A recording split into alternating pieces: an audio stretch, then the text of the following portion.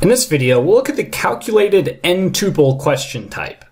So from the question type dropdown, we can go to the calculated n-tuple. Now, I skipped over the n-tuple one, but the n-tuple behaves basically exactly the same as the calculated n-tuple, except that students cannot enter expressions, like mathematical expressions or computations, into the n-tuple. So the calculated n-tuple is to the n-tuple as the calculated number is to the regular number. So we'll select calculated n-tuple, and the n-tuple question type basically allows students to enter tuples like points or vectors or coordinates, things of that nature. So from the writing questions help, we see that if we go to calculated n-tuple, we of course need to specify an answer.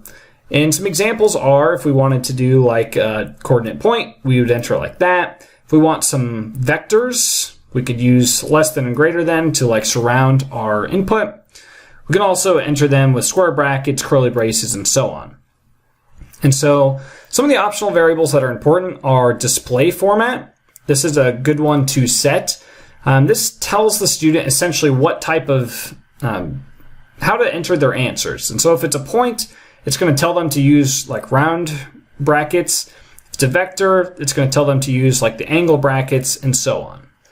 So we'll go ahead and see, I'm just going to enter some gibberish text in here. This is some text.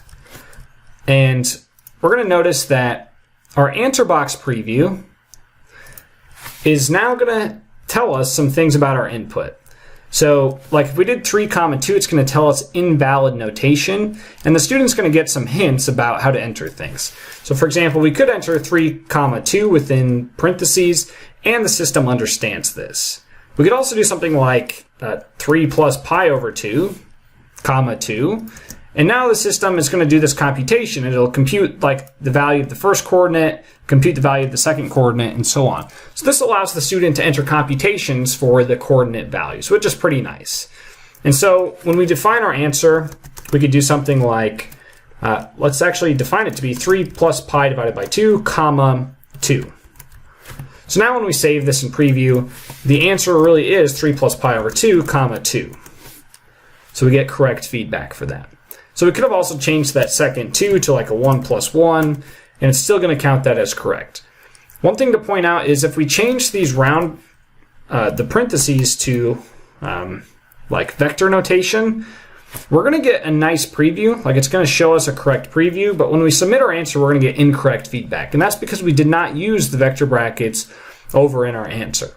So the student has to use the brackets that are indicated within the answer variable, which is another reason why you would set the variable like the display format one.